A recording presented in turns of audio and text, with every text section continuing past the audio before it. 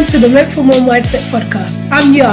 As a peak performance coach and lifestyle architect, I help women who are ready to reach their next level, eliminate negative self-talk, and break through what's been holding them back so they can have clarity, confidence, and prosperity in their career and lifestyle. This podcast is to empower you with a Meant for More mindset and help you reach your next level so you can uncover your purpose, reclaim your power, and reach your potential. This means no longer living by default, but dreaming big and pushing yourself to be, do, and have more. I want everyone to know that change is possible, that you are not alone, and there is an alternative way forward. Because when you change your mind, it will change your life. Hi everybody, and we're back. Welcome to the next episode of the Meant for More Mindset podcast with me, Yar. I have the lovely Tameka with me today. Tameka, please introduce yourself and tell us a little bit about you. Well, thank you for having me on to begin. My name is Tameka. I am a protection specialist. I help individuals safeguard their assets and protect their loved ones. I'm also a finance enthusiast. I love all things budgeting, saving, and investing. Oh, I love that. I love that. So we're going to get into that. But before we do, please tell us something about you, something interesting about you that most people don't know. I learned how to do my hair when I was 10 years old. Oh, wow. So I've been braiding my hair by myself in and out between the years since age 10 through secondary school. Wow. So, but that was pre-secondary school. Yeah. So I started in primary school, just, seeing how to plait really, because my mum had a doll head. Yeah. So it's like, oh, okay, I know how to cornrow and things like that. And then when it came to secondary school, I had these kinky twists that I'll get done, then I will unravel it. And that was my way of doing like curls, and then I'll do my own twists and braids. Yeah. So yeah, it's been a journey. Yeah, that's what I'm saying. I know that you did your hair today as well. And yeah, and I know you did it like in a space of like, it was crazy how long it took you to do, right? It took like 4 hours to do, and it was only that long because of the parting. Usually I feel like I can go faster. Wow. And all of the I was just excited about getting prepared for the event. I was like, yeah, let me try something new. Let me do my hair like this. So yeah. But it's such an amazing skill to have. So to be able to just decide on the day that I'm going to do my hair, because it's not like European hair where you can literally just, it's more malleable not malleable, maybe malleable is the wrong word, but it may be easier to style. But this is amazing. I wish. Thank you. You're welcome. We'll do classes. Please. So tell us about your story and tell us about how you got to where you are today. Yeah, definitely. So growing up, finance has always been something that we would speak about briefly, more about budgeting. And when it came to school time, specifically secondary school, there's always students that are selling things, whether it be donuts or drinks. And I realized I also need to get my money in check, because they're selling donuts that they're buying for £1 and they're selling each donut for 50p. That's already profit. Like, these lot are already thinking further ahead. Amazing. It came to sixth form times and I had a pocket money, an allowance. And that's £20 that was for food and travel. But I realized that if I cut down the amount that I use on food and travel, I'll have more money for later, which also taught me about delayed gratification. So through sixth form, I'm budgeting money. I'm having more money left over that my dad is like, where are you getting this money from? And that really opened my eyes to what money can do for you, more so like how money works and that sort of thing. I went to university and I studied finance and investment, and everything's running smooth. COVID happened as well during that time, so I wasn't able to get any work experience, but still had it in my mind that I want to become a financial advisor. So after uni, I got a job in retail. It was just finding something to pass the time, make some money here and there, but still applying for jobs. Then I got a bit comfortable, not going to lie. I didn't apply for some jobs for some time because I just felt like I'm good where I'm at. I'm getting paid twice a month. I can't complain. And then I was with my friend. We went to a party and just walking normally, but I'm wearing these shoes. I don't know if you've heard of them. They're Converse hikes. They're Converses, and they got spikes at the bottom. I'm walking and I've twisted my ankle. So I'm walking straight and this ankle has gone like, boom, and then I fell onto this side. So I'm like, oh my gosh, how can I be clumsy? Wasn't under the influence, was just normal, like sober. And I'm like, this is nothing. This is fine. People break their ankle in different ways, but this is not that. Then I started feeling throbbing. I was like, this is terrible. Found my way home, told my parents. My dad said to keep my foot elevated. That's the way to relieve the pain. It was swollen. Went to the hospital and it was fractured. So I had never fractured anything in my life, and I had broke my streak, and it was a lot for me, I think, to come to understand that this has happened. I was no longer above it. It was very humbling for me to understand, right, this is the current situation. This is your reality. And with this, coupled with not having the job in the career that I envisioned to have, I just felt really overwhelmed and I was getting really beat down. When I spoke to my dad, he saw that I'm visibly upset, just, mentally, spiritually, it's a lot. Not even just the physical of the brace of the cast that I had. And he was like, you're looking at this wrong. You have a whole chance here to really refocus and hone in on what you want. Apply for more jobs, get out there. So I heeded his advice and I applied for more jobs. And I came across a role to get into financial advisory, which is what I wanted to do in the beginning, which is why I went to university. And they said, right, you can get into this role, you're perfect, that's amazing, but there's routes. So it's either you're going to start with mortgages or you're going to start with insurance. Didn't know much about either. After I did my research, I realized, well, I believe in insurance more than I believe in mortgages just because of the stage that I'm in my life right now. Mm-hmm. So started off, did all my exams, became FCA regulated through the company. And, a year and a half in, so good. I am a qualified protection specialist talking to individuals about personal protection and business protection. So yeah, that's the story so far. Wow. So because you talked about how the breaking of your ankle actually sounds like it was a blessing in disguise and it changed the trajectory of things. So how did it change the trajectory of things for you? Definitely provided a new perspective on life.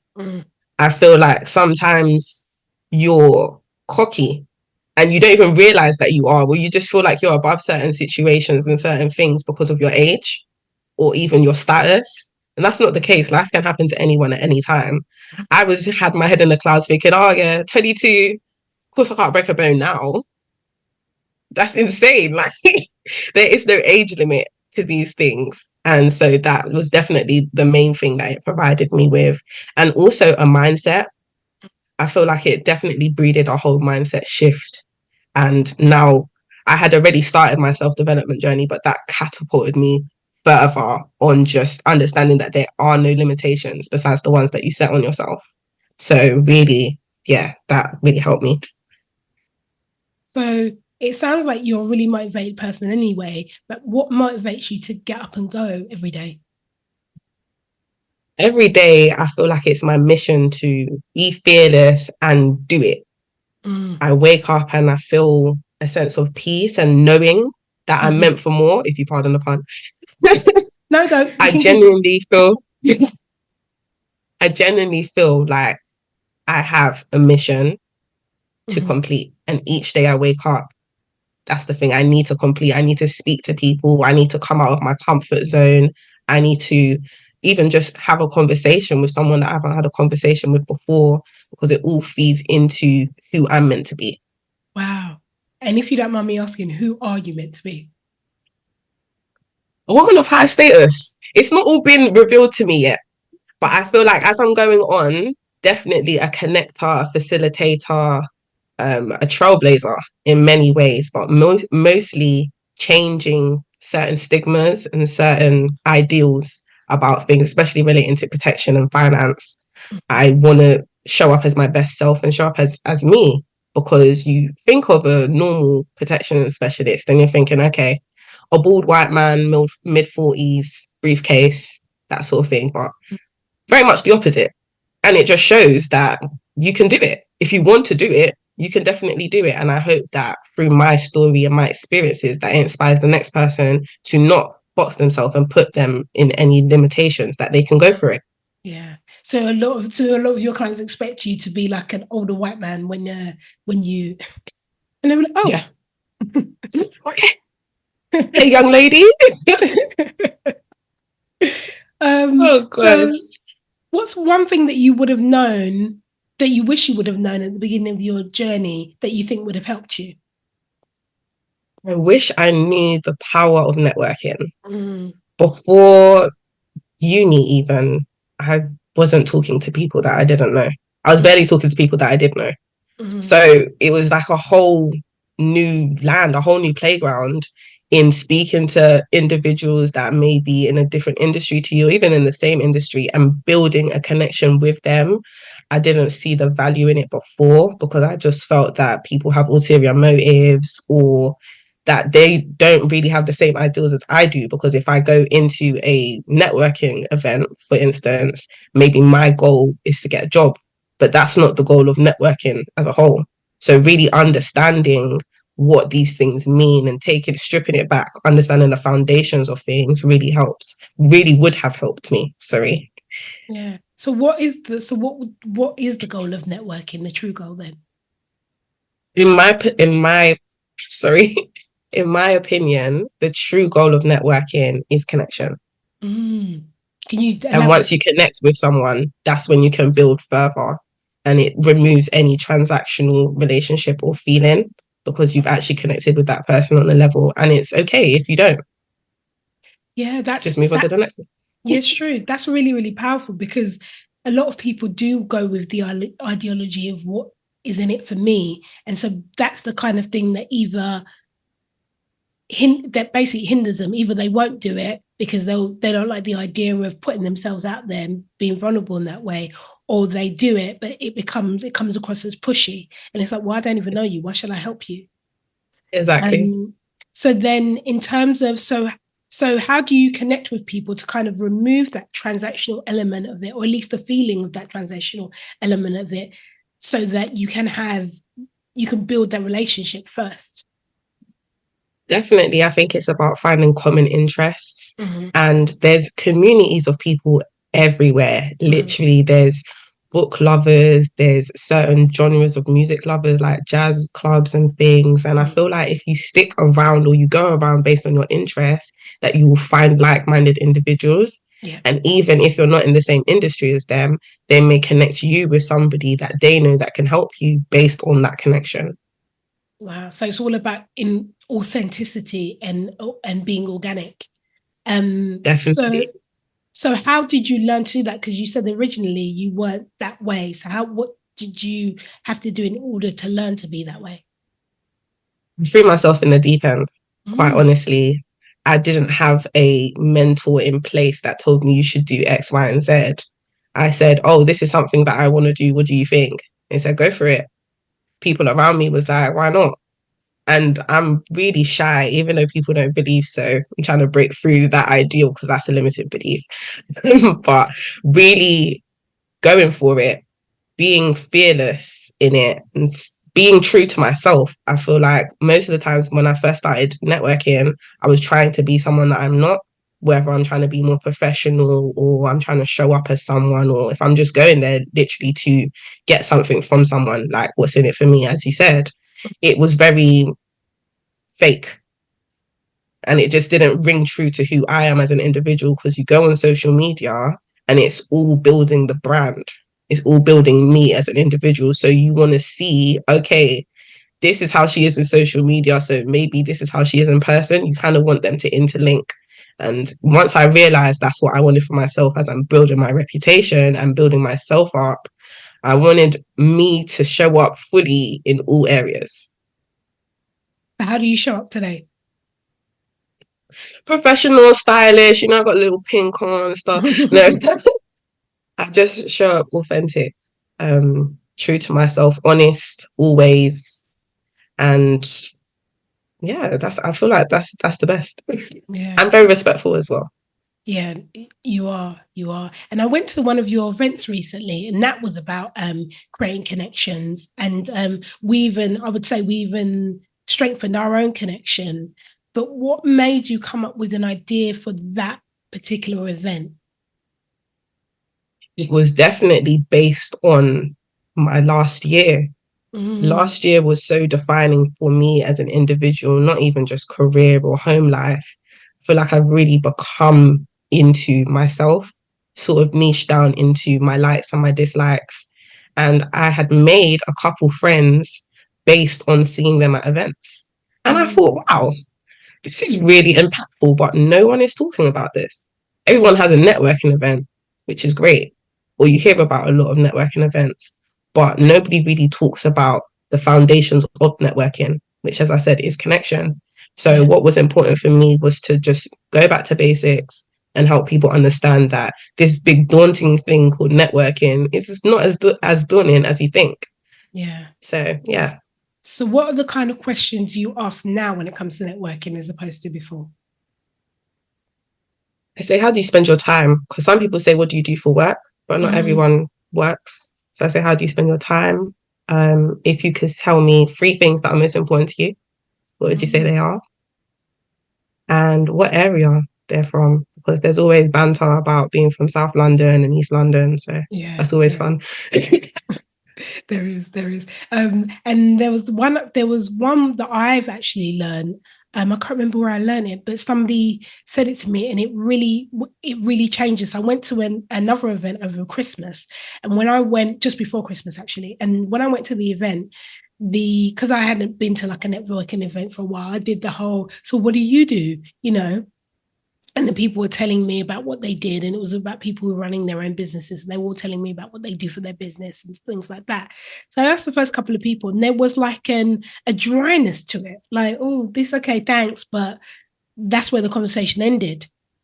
But then I remembered this thing that I'd learned way back, and it was like, so what's your passion? So the next person I went to, I said, what's your passion? They literally stopped. It was a guy, literally stopped, and he started rubbing his hands. He's like, ooh. And he stopped and he thought, and he thought, what is my passion? And then we got talking, and the conversation just really flowed from there.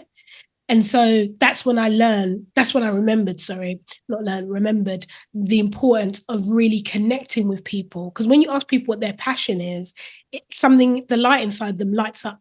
So it's that thing of where, oh my gosh, somebody's asking, really wants to know about me, not what I do, not the airs and graces I put on, but actually about me and and how I show up as me in the world.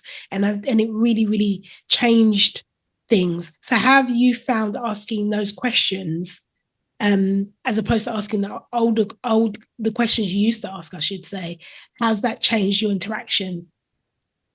Definitely the feedback, as you said, when people feel like you actually care about them as an individual, it's a whole different conversation, because maybe one of their passions is art and they used to draw as a child and they've been drawing for some time because it was their way of escaping from reality. So it's really sentimental to them. So not only do you know that they like art, but you also know a part of them which may be vulnerable or sentimental to them. It's really important when you know these things, because maybe you have similarities or you know someone that could help them, and it's like, this is the foundation. Now I know you, we're friends. That's the way it is sometimes. It's like, well, you know this about me, so we're locked in. Yeah. It's true. That's really, really, really, really true. And I know you also do a lot of stuff on social media. Can you talk and tell us a little bit about that, a little bit more about that? Yes, definitely. So through Instagram and TikTok, I tell people about insurance. I feel that insurance is also another topic that just seems so daunting. You hear about it and it's either you're thinking this is a scam, or I'm not interested, or I already have it through one means or another. And I'm just bridging the gap between what it says online, which may have a lot of text and you don't understand it, and then speaking to an advisor directly. So as I am an advisor or a specialist, this also helps to cut out any more questions that you might have. Sometimes people are skeptical, as I said, and they don't want to speak to me directly. But if they see the videos, I might have answered a query that they have, or just, open the floodgates for them to come and have a conversation with me. That's so cool. And as a younger person who is so heavily involved in, I would call it financial security, like in setting up your financial security, why is it so important for you to set it up? Because I understand the whole saving part of it, but the actual financial security, like having the insurance in place and things like that, why is that so important to you at such a young age? I feel that it's scary to put my trust in the government. As crazy as that sounds, throughout my life, I feel like there has been a lot of financial events that have occurred and times in which people, even people around me, have not prepared for the future. So I've always made it a point that I don't want to be like that. Yeah. I want to make sure that I'm comfortable, and rain or shine, I won't have to worry. Times like COVID, it was completely unexpected, and no one knows if something like that can happen again. So it's definitely fear that I would say inspires that. Yeah. And I'm guessing that most of your friends are like your age as well. Do they have the same type of thinking when it comes to financial security, or you the one who's educating them? A bit of both. So we talk, some things is like you want to receive the benefits now. So we talk about credit cards, and some of us talk about investments, whether it's stocks, bonds, ETFs, that sort of thing, or even pension accounts. But I tell everyone, whether they're my friends or not, it's research. I can only say so much. Maybe something that's working for me has worked for me because I've had it implemented for a year now. But if you're starting out, it might not make sense to you. And also your risk profile. Some people are more risky than others, or some people like to take more risk than others. Yeah. So I always tell my friends I'm risk averse. I don't like to take risks too much. I'll put my money in a pension fund and call it a day. I hear that. So in terms of the resources that you use, what other resources have helped you along the way? When you say resources, like in terms of the internet or apps? Yeah, in terms of the internet, in terms of apps, in terms of books, in terms of mentors, in terms of whatever you think has really helped you on your financial journey to gain and continue the learning that you already have today. Yeah, definitely. I would say YouTube has been a great help. After breaking my ankle, I realized everything that I consume defines me in one way or another. So I really switched up who I was watching and who I was listening to. A good person that I would recommend anyone to listen to is Myron Golden. He talks about wealth, and he talks with biblical principles as well for anybody who was of faith. It's great to hear people talk so positively about money as well, because in some spaces money is a taboo, so you don't talk about it. Just money, it's just something that's in the near future. Also, reading has been great, notably Think and Grow Rich. That one's been my book. If I talk to anyone, it's Think and Grow Rich. But for anyone who's in a situation that they have to adapt to and they're just feeling a bit stuck, definitely Who Stole My Cheese is a good one. So that helped me to understand, right, got a fractured ankle, but we keep moving, we keep going. I went to work back at the place that I was working in retail with my moon boot, and everyone was laughing, but I had to get the money somehow. So there's that. And definitely just setting routine. I would say I used reminders, I used an alarm to make sure that I'm doing things at a certain time. So I know typically you use an alarm to wake up, but I had alarms to get focused or to read or to eat. And it really helped just define my day. Yeah, that's so true. Because especially at work, for example, when you want to get stuff done, that when you have to go into the office, there's always people that want to talk, isn't it? So it's that thing of when I've now started to set like alarms for myself. So it's kind of like, well, I know that I want to get this amount of work done today, or do this particular task today.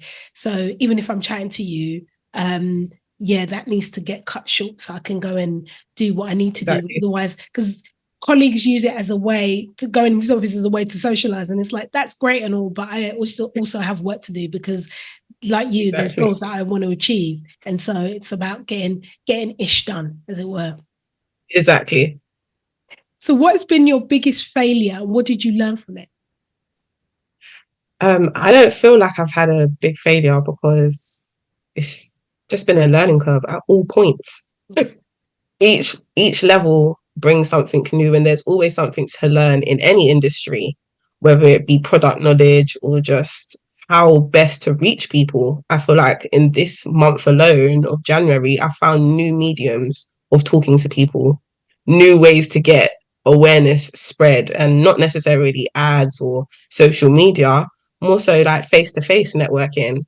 There's flyers that I could get. There's a billboard that I could set up if I really wanted to. There's community options. There's an array of things that I could do. And yeah, I just never stopped learning. So yeah. Yeah. So okay, in that case, then I'm going to rephrase the question. What has been your biggest lesson? My biggest lesson is that you can't look at the mountain at face value. You have to take it step by step. Coming into this industry caused me to face up to a lot of things personally, confidence issues, self-doubt, going for it. There was so many thoughts in my mind, always relating back to, can I really do this? And I can. Yes, I can. Because I believe I can. But it took me taking it back, stripping it back to basics to understand that I really can do it. Of course, everyone wants to be a millionaire, but achieving a million cannot be done overnight. You have to work it back. How much do you have to be making in a year? How much do you have to be making in a month? How much do you have to be making in an hour? Do you know what I mean? So definitely stripping it back, going from level one, working it upwards helps rather than trying to do it any other way. Wow, that's so true. So you do a lot, and how do you fit it all in? How do you make it work for you? When I do scale it back, I realize that you just have to accept there's only so much you can do in a day. I used to do so much more, like take my siblings to school, and there's three of them, and they went to three different schools, and then work, and then come and pick them up. And it was exhausting because I was trying to do everything at maximum efficiency, and it doesn't work like that because you will always miss something out. So definitely scaling back and understanding that there's so much I can do in a day, and seeing, okay, well, maybe I want to get 20 things done in a week. Can I divide it equally? Maybe there's some days I can do more than other days. So just really accounting that and putting myself first. Before, I used to really neglect my mental health and my physical health because I'm like, I'm just going to get this done. And I'm one of those people, if I'm saying I'm going to do it, I'm going to do it by any means, which is not necessarily a good thing all the time because, as I said, you neglect things that you shouldn't be neglecting. So really taking that aboard has helped structure my day, and also, as I said, reminders. So it's good. And if I need to snooze, if I need a break, then I need to allocate time for a break rather than feeling bad because I'm taking a break. That's so true. Like, me time is so important. So important. Especially after this month. And what excites you the most about the next 12 months?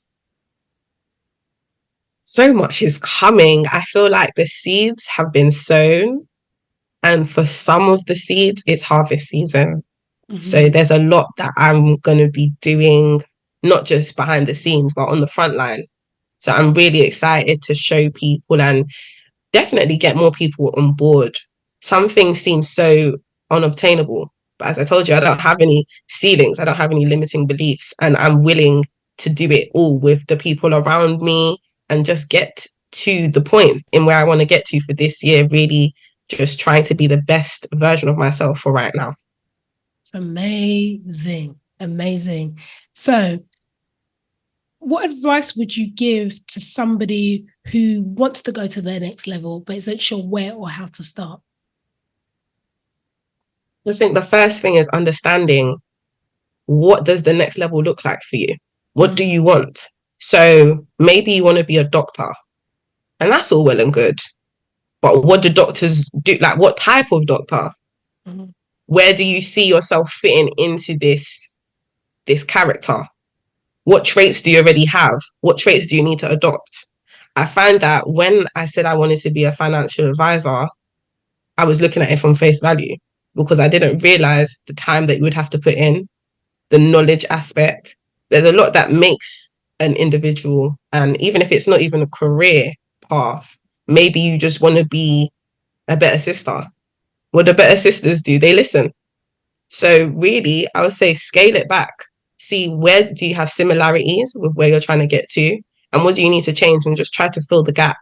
A book I would recommend for that is Atomic Habits by James Clear. Oh, thank you. And what is that? So what is that? Is that what that book suggests, like scaling it back and, you know, just focusing on what that entails? Oh, cool. And building habits. And then the other thing I wanted to ask you was, you mentioned, and off the back of that last question as well, was about talking about mentors. Like, you mentioned you've had mentors. So how did you get them, and how impactful and important have they been for you on your journey? So with the two mentors that I've come across, I asked them. I said, they offer mentorship services. So I'll tell you about the story of one. I went to an event and I didn't know about him before. And he told me, oh, this is my Instagram, this is my link, my website, all of this information. You can see me online. So I did some research and I saw that he was offering mentorship services. But the mentorship services were £300 for an hour. So I said, oh, I didn't want to pay because I felt that you have to know the type of mentor that you want. And I didn't know the type of mentor that he was and whether that was the type of mentor that I needed. I wanted to have an initial conversation to see, okay, cool, I need help with this, this, and this. Can you help me with this, this, and this? Some time elapsed, and it was his birthday. So I wished him happy birthday on Instagram. And I was like, when's the next event? Because I know that if anything, I can just speak to him face to face at his event. But scaling, like trying to set up a meeting might be more difficult. So I went to his next event and I was like, I want to be your mentee.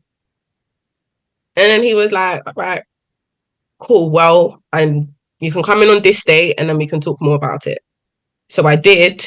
And what had happened was we did like a 2-for-1. So what I needed was experience in what he was doing, but I also needed mentorship. And what he needed was help. So I was like, guess I'm an intern. So I literally learned a lot of things through the back end, a lot of things about business and how to show up, honestly, in all areas. Yeah. So it really helped through my approach that I was direct with him and I said what I wanted. So you literally traded services. I love that. Love that. I know, right? I think a lot of people that's not talked about enough. A lot of people just will see a price that they're not able to pay at a certain time and just be like, well, I can't afford that, so I'm not going to do it, instead of asking the question how you can afford that. And sometimes how you can afford that is not always necessarily with money. It's just offering the services, all the things that you have available to you, the resources you have available to you, to the other person, and seeing what comes out the other side. So that's amazing. Well done. Well done, you. Thank you. Thank you. You're welcome. And then the next question is there a question that I haven't asked you already that you would have liked me to ask? No. I love that. I think you covered all bases. Finally, what gives you a meant for more mindset? I'm content, but I'm not complacent. Mm-hmm. There's a secret knowing that there's more to my current situation. Yeah. And each day, as I have been granted life, yeah, I have a chance to get closer to the dream, to the goal, to the mission statement. Yeah. I feel like I am. It's like a hidden knowledge. It's like knowing you have the answers to a test. Oh. In a little way. it's really like there's something within me that knows this was good. This was on the way to where you needed to go. This is a step forward. It's a secret knowing. That's the best way I can describe it. Oh, that's amazing. That is amazing.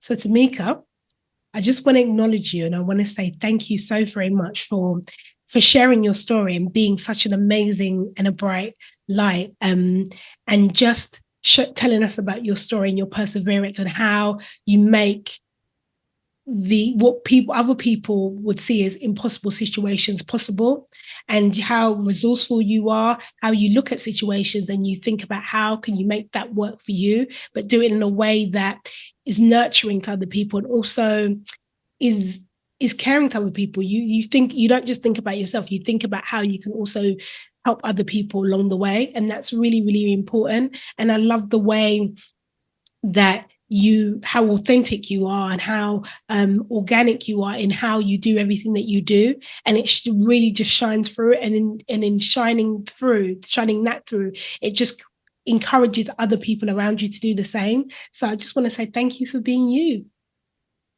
Thank you so much, y'all. I receive it so much, and honestly, it's a pleasure. I'm really glad that we met. Yeah, me too. Me too. I really, really, really am. Please let our listeners know where they can connect with you online. Yes, definitely. So Instagram, it is Tameka Finance. On TikTok, it is Tameka's World. And LinkedIn, Tameka Koranteng. Cool. Guys, I'll also put that in the description notes as well. So look for them there.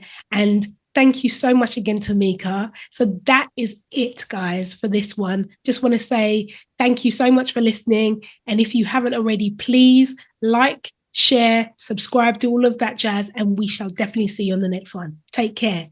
Bye. Bye. Thank you so much for listening to this episode. For more about me and what I do, check out my website, nextlevelcoachinggroup.com, where you can also download my free Release Your Mindset Blocks guide. You can also follow me on Instagram at Next Level Coaching Group or on Facebook at Next Level Lounge. Please make sure you hit that subscribe button so you don't miss out on any upcoming episodes. And if you enjoyed this episode, please leave me a rating and review. Thanks. See you on the next one.